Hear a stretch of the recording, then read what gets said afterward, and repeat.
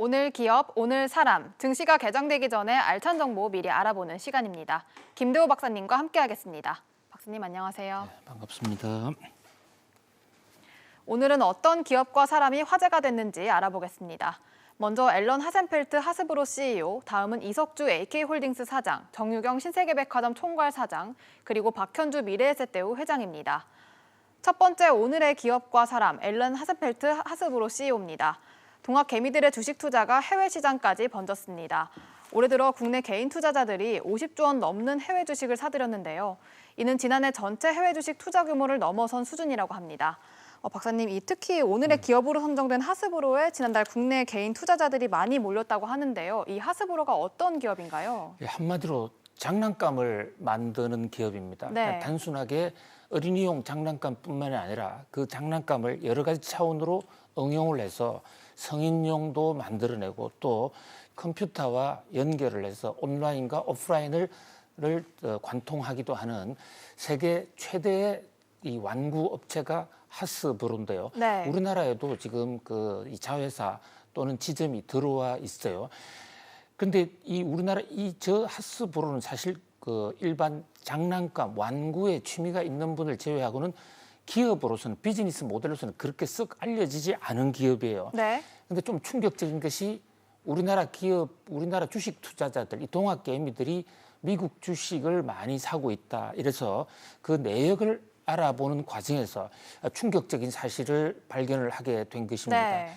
이 우리나라 동학 개미들이 올 들어서 해외 주식을 사면서 결제를 한 금액인데요. 하스브로가 무려 랭킹 2위에 올라와 있는 거예요. 4월 달 한 달만 놓고 보면 하스브로가 단연 1위입니다. 네. 애플에 대해서 주식을 많이 사고 있는 것, 이것은 뭐 어느 정도 이해할 수가 있죠. 이 나스닥의 대장주고 세계에서 시가총액이 가장 높은 있지 않습니까? 또 3위에 올라 있는 마이크로소프트 MS입니다. 또 그다음에 알파벳 클래스는 이제 구글 알파벳 회사를 얘기하는 거고요.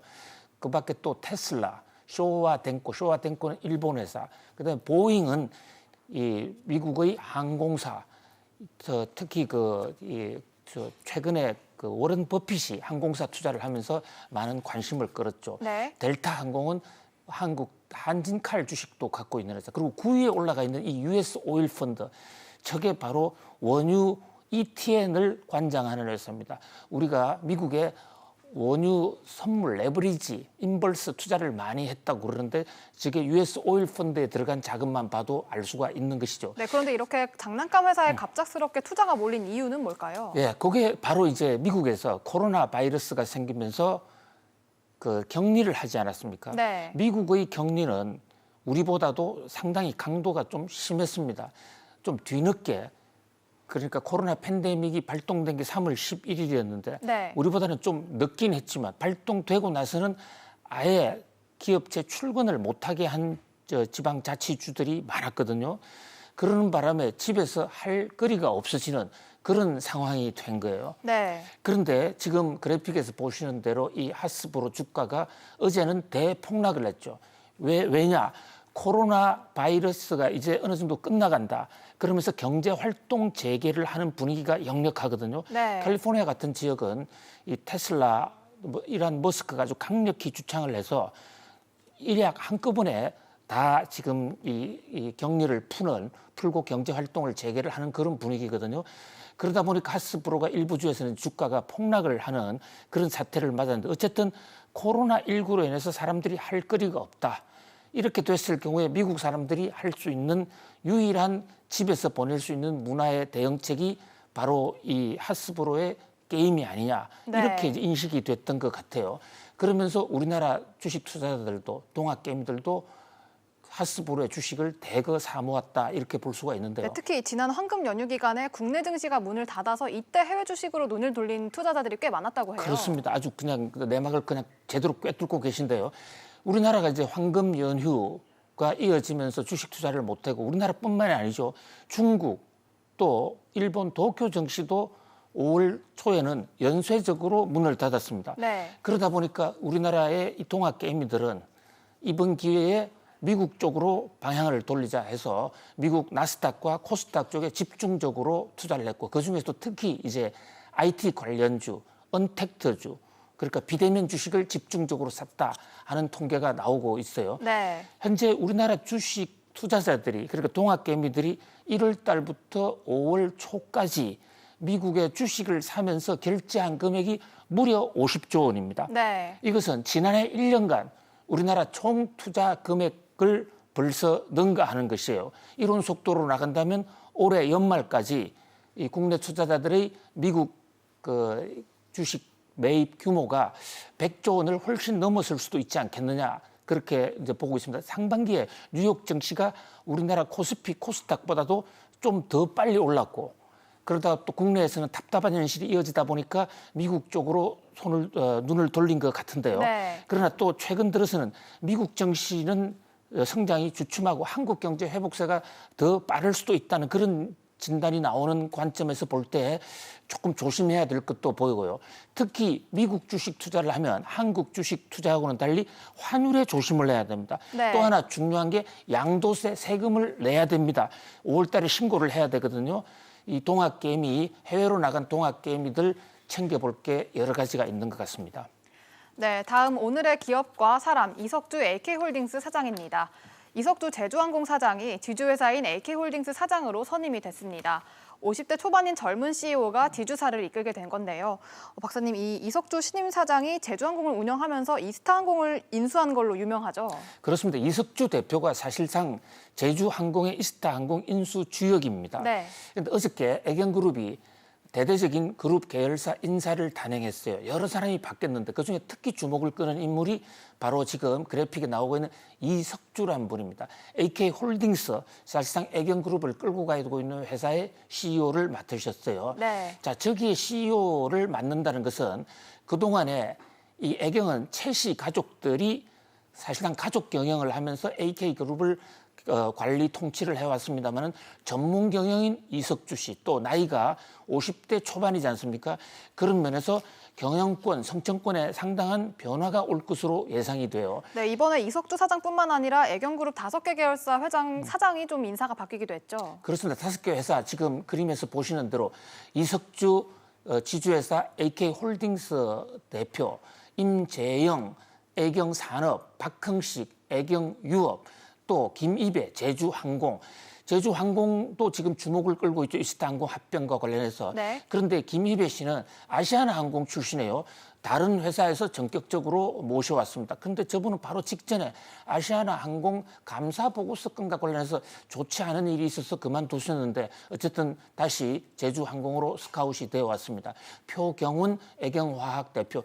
그중에서 역시 관심을 끄는 것은 최고 실세인 이석주라는 분인데요. 저분은 사실 애경 출신이 아닙니다. 네. 보스턴 컨설팅 회사에 있다가 이 애경을 밖에서 경영 자문을 하다가 이 애경의 가족들 그러니까 최형석 씨, 최동석 씨, 최성석 씨 그리고 사위인 안용찬 씨 이런 분들하고 친해지면서 전문 경영인으로서 앞으로 애경을 상당 부분 깃털을 쌓지 않겠냐고 네. 주목을 끄는 인물이거든요. 네, 이 최영석 애경그룹 부회장이 이번에 이석주 사장을 발탁하면서 항공 사업을 더욱더 공격적으로 좀 확대할 거란 분석도 나오는데 좀 어떻게 보시나요? 그렇습니다. 이 이석주 회장이 결국은 제주항공의 항공사 인수, 이스타항공을 실제로 인수를 주도자이기 때문에 이분이 홀딩스로 오게 되면 애경그룹과 항공사를 넘나들면서 그룹의 통합 시너지, 합병의 시너지를 높일 것으로 보여요. 네. 이제 또 하나 주목을 끄는 것은 저분이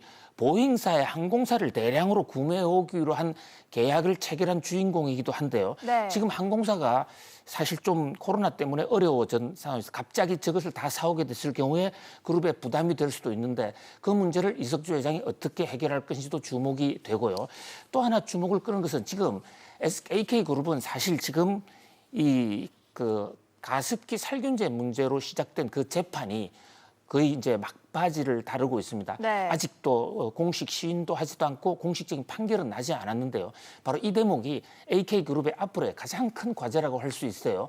이 대목에서 안용찬 회장이나 혹시 사실상 그룹의 승계자인 최영석 회장이 타격을 받을 수도 있다. 이런 과정에서 그 전환기 과정에서 이석주 씨가 앞으로 AK그룹을 끌 수도 있다. 앞으로 AK그룹과 제주항공은 이석주 씨의 행보 그리고 가습기 살균제의 재판 그 결과가 가장 큰 변수라고 할 수 있겠습니다. 네, 세 번째 오늘의 기업과 사람 정유경 신세계백화점 총괄 사장입니다. 신세계그룹도 코로나19의 타격을 피하지 못했습니다. 올해 1분기에 백화점과 면세점 사업이 모두 부진하게 나오면서 어닝 쇼크를 기록한 건데요.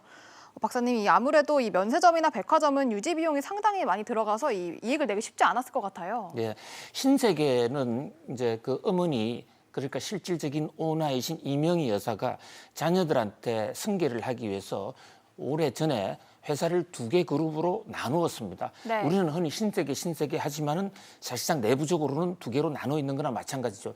하나는 이마트와 이 조선 호텔을 중심으로 유경 씨의 오빠인 정용진 씨가 맡고 있고 어제 좀 소개시켜드렸죠. 네. 그리고 이제 오늘 소개시켜드린 것은 그 동생인 정유경 씨한테 상속이 사실상 이루어진 신세계 백화점인데요.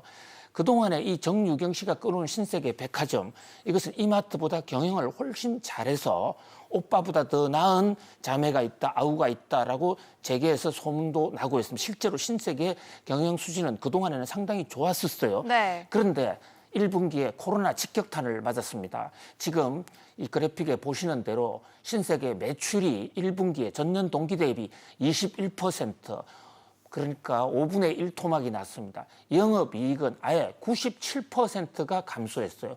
순이익은 거의 100% 가깝게 떨어진 신세계가 이명희 여사가 그 두 남매 정유경과 이 정용진 두 남매로 회사를 분할한 이후로 최악의 지금 실적 악화를 맞고 있는 것입니다. 네. 그런 면에서 신세계는 상당히 고민이 깊어질 수밖에 없다고 생각이 돼요.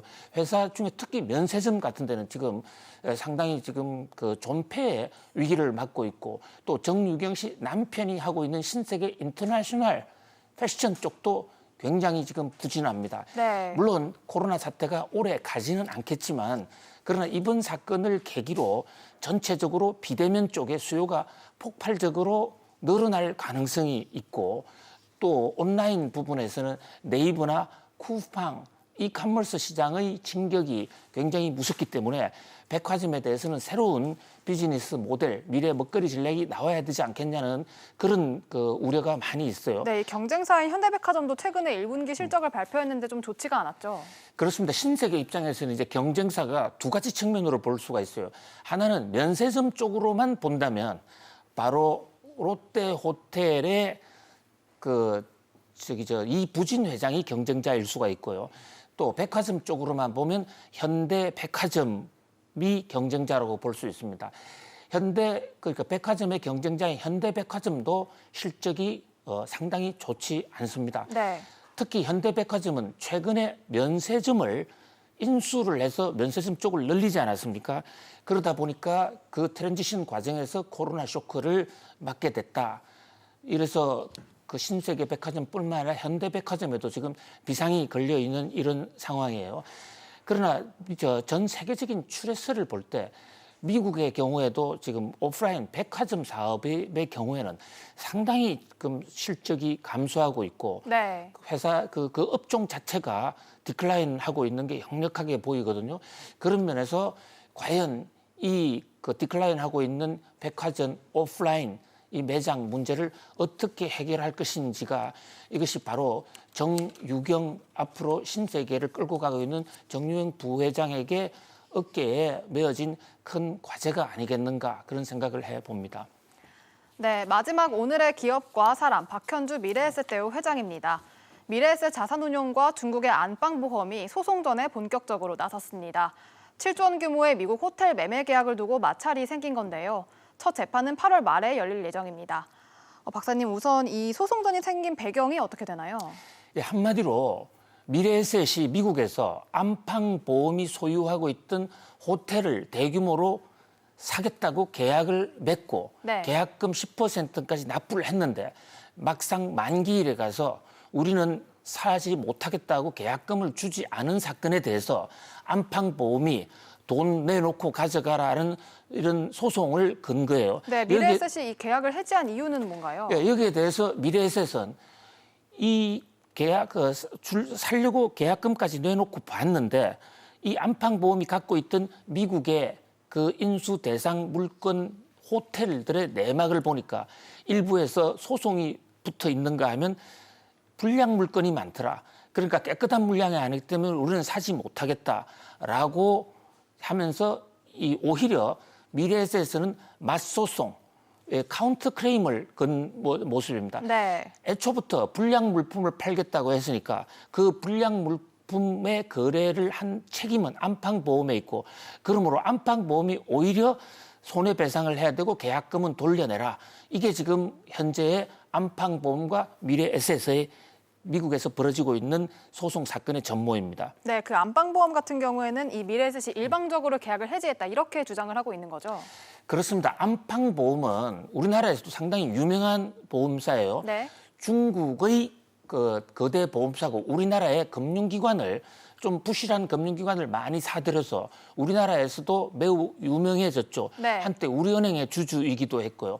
안방보험이라는 게 안방에서만 보험을 한다 이런 얘기는 아니고요. 네. 안전한 연방이다는 안방인데 원래 덩 샤오핑 과거의 중국의 실세 그분의 아들과 연계가 있는 그룹이다라는 소문도 있습니다. 어쨌든 중국에서는 상당히 영향력이 있는 기업이에요. 이 기업이 미국에서 호텔을 많이 갖고 있는데 우리 미래에셋의 박현주 회장이 요즘 이제 해외를 나가셨어요. 국내에는 거의 안 돌아오십니다. 이 국내에 있을 때 일감 몰아주기 문제 때문에 홍역을 많이 치렀죠. 네. 특히 그 김상조 현재 청와대 정책실장이 공정거래위원장 할 때 많은 마찰을 빚기도 했어요. 그래서 더 큰 미래로 나가겠다. 나는 미래 사업만 하겠다 해서 국내 사업은 손을 떼고 지금 홍콩에서 세계 경영에 손을 대고 계신데 저분이 호텔 경영에 요즘 굉장히 유난히 그 관심이 높으세요. 네. 국내에서도 지금 미래에셋이 호텔 사업을 많이 하고 있습니다. 정권사가 호텔 사업을 하는 게 상당히 이례적인데 그 광화문 한복판에 있는 그 몇 가지 유명한 호텔도 미래에셋 소유예요. 네. 사실 일감 몰아주기 소송도 저 호텔 관리를 박현주 회장의 개인 회사가 맡았다가 공정거래위원회로부터 지적을 당한 건데요. 그래서 본격적으로 호텔을 하겠다 해서 미국의 안방보험이 갖고 있는 회사를 대규모 계약을 했어요. 그런데 계약을 하죠. 계약금을 주자마자 덜커덩 이 코로나 사태가 터진 게 된 것입니다.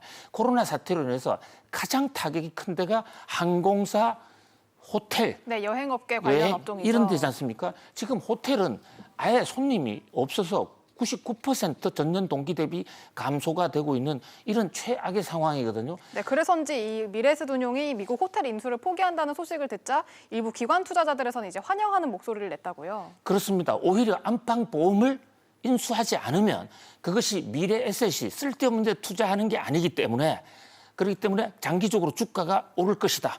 박현주 잘한다. 호텔 사지 마라. 지금 이런 얘기거든요. 네.